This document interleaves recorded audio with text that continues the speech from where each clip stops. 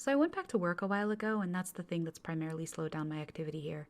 Know that I'm actively working on some commentary projects, but they're more about things that are taking me down a rabbit hole rather than covering ongoing dramas. The video I plan to release next is on an extremely toxic game developer, and they're lesser known. The story is fascinating, and I want to try to do it justice in some regard. It made me laugh that I lost about 40 subs shortly after uploading a tribute to my best friend Diddle. People lose subs for a myriad of reasons, but that made me chuckle. Oh, love letter. Why can't I quit you? You're like that ex I swear I never go back to, but here we are. Really, I felt inclined to make a statement because I've had so many requests to, and since Love Letter is now officially canceled, I thought, why not? To be honest with you, I've not kept up with much of the drama, most of the surface stuff. I walked away from it because it just got so toxic and it was stressing me out, and I thought, man, I am getting so stressed over something that has nothing to do with me. So after a break and some soul searching, I feel like I'm able to confidently offer an opinion now. Before I start, please know that I'm not going to be explaining any drama here. I'm just going to assume that if you're watching this video, then you already know stuff. Love Letter was doomed from the start, and not just because of drama. It was because it was built on a lie. I had high hopes for it, and I'll be honest with you that my high hopes came from my disappointment with Yandere Simulator as a game and Yandere Dev's behavior. I feel like this blinded me. I wanted Love Letter to be successful so badly that I was willing to excuse certain things, and it makes me cringe now. Hindsight is 20/20, you know. But the foundation of Love Letter was a lie. We know now that Love Letter, called Lovesick during the announcement, stemmed from their other canceled game, Heartbreak, which former Heartbreak's volunteers have corroborated that the Lovesick announcement build Apius bragged about completing in 2 weeks was very likely the product of 6 months of work for Heartbreak that Apius just repurposed.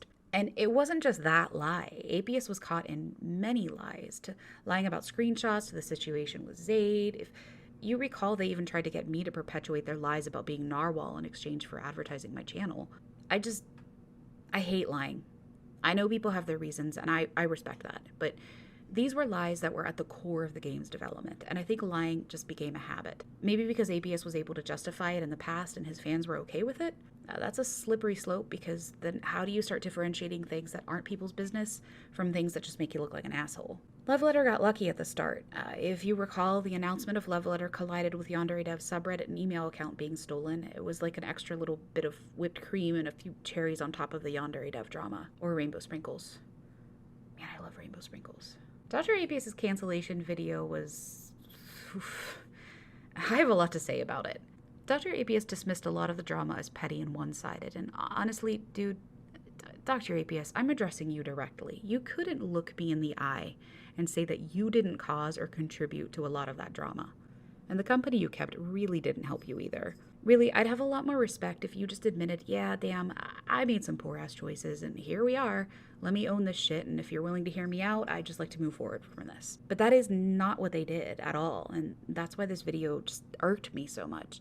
I do want to keep in mind, and I want everyone else to keep in mind, that I think age does have something to do with this. I'm still figuring out life in my 30s. My sisters are in their 40s, and this pandemic has been super humbling because you think you're prepared for everything life has to throw at you, and then bam, suddenly you're in quarantine at home for 6 months and binging Yandere Simulator drama because you've got nothing better to do. I think that's the other thing that made Love Letter lucky. Summertime, the pandemic, people are at home, and everyone loves a good internet drama. Or really, Love Letter could have been something huge. They were handed this shit on a silver platter, but it got so bogged down in drama that it was inevitable.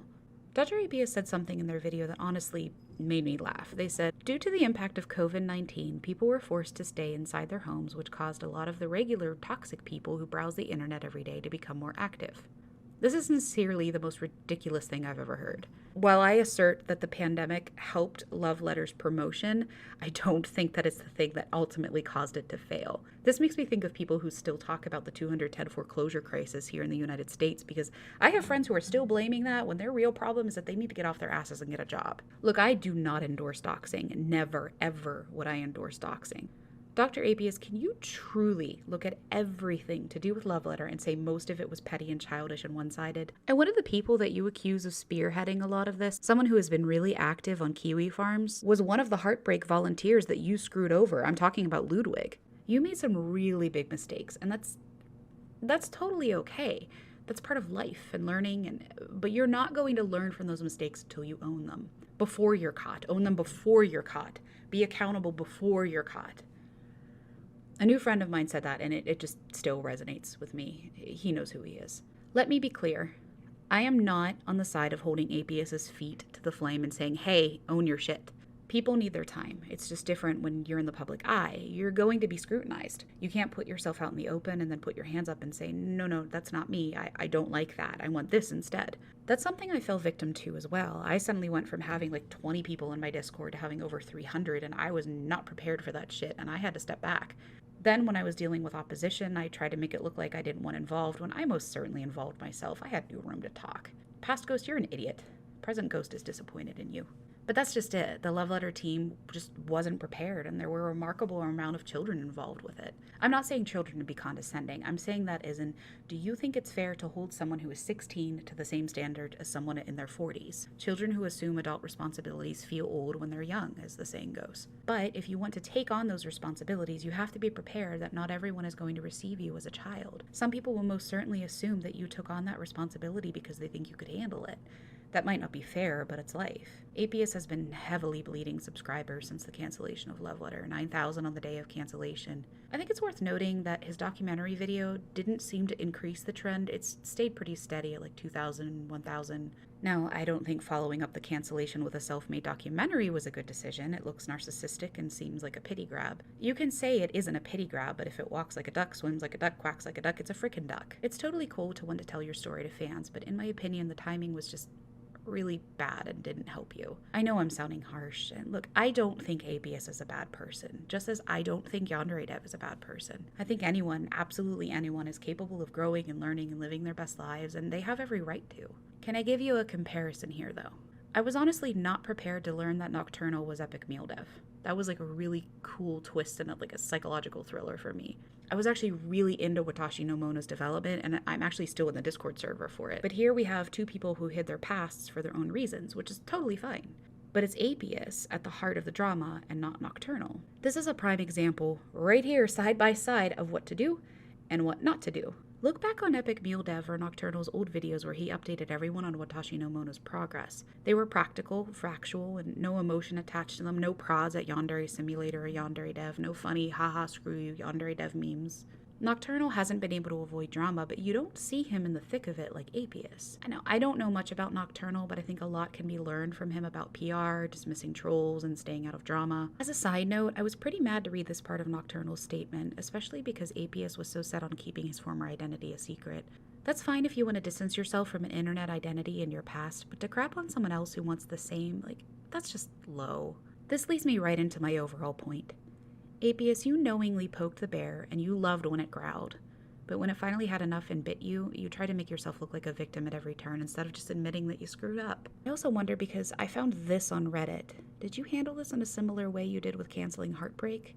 Well, I guess some Heartbreak volunteers didn't even know that you canceled the game until you were long gone.